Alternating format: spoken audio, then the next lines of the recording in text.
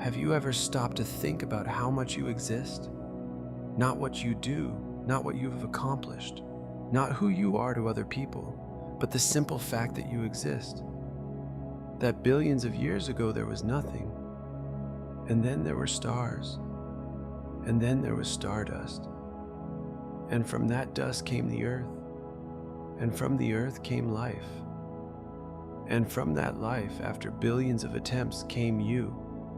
You, with that name, with that way of thinking, with that specific memory of a childhood afternoon that only you carry. This is not common. This is almost impossible. And yet it happened. Most people go through an entire day without thinking about this. They wake up, follow their routine, fulfill their commitments, go to sleep, and there's nothing wrong with that.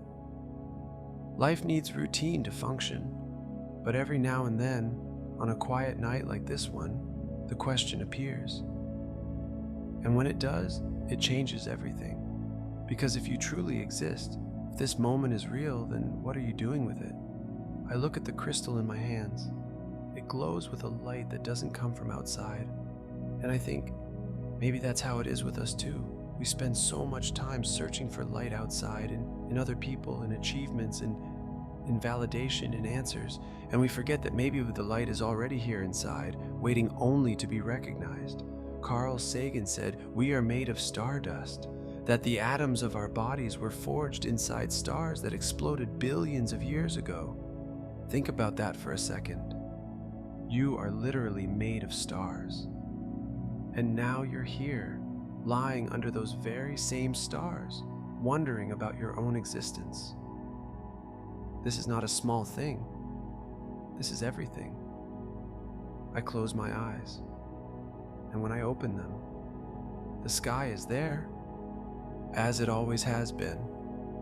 Every star you see right now exists light years away. Some of them may not even exist anymore. What you see is the light they emitted thousands of years ago.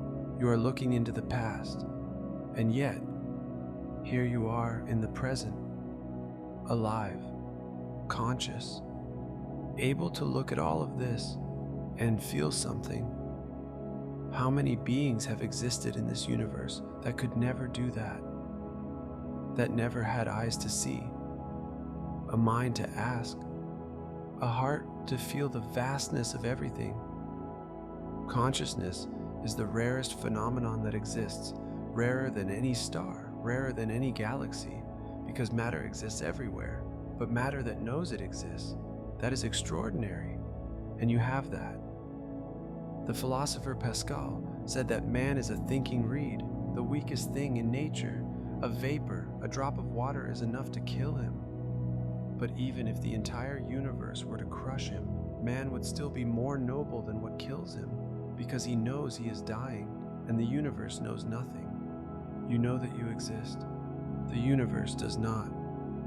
Think about everything that had to happen for you to be here. Your parents had to meet, and their parents, and their parents' parents. An endless chain of encounters, of survivals, of chance. If anything in that chain had been different, you wouldn't exist. You wouldn't be someone else. You wouldn't be anyone. You simply wouldn't exist, but you did.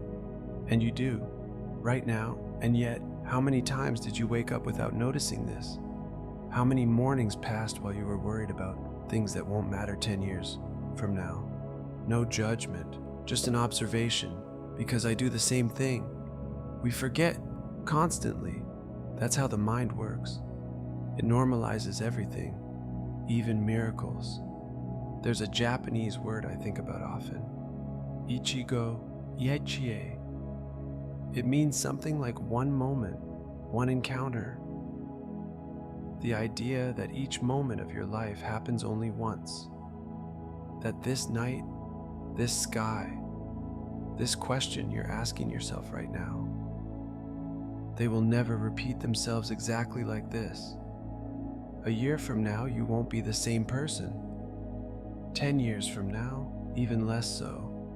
And this moment, this exact moment in which you're listening to this, is already passing as you listen, not to frighten you, but to remind you that it's real. that it matters.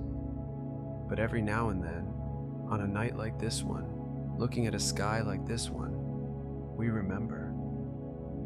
And when we remember, something changes. Not dramatically, not in a way that transforms everything at once, but subtly, like a light slowly switching on. The small things become smaller. The great things become greater. And you become lighter. Simone Weil said that attention is the rarest and purest form of generosity. Paying attention to your own existence, to the simple fact of being here, of breathing, of seeing. It's a form of gratitude that doesn't need words, only presence.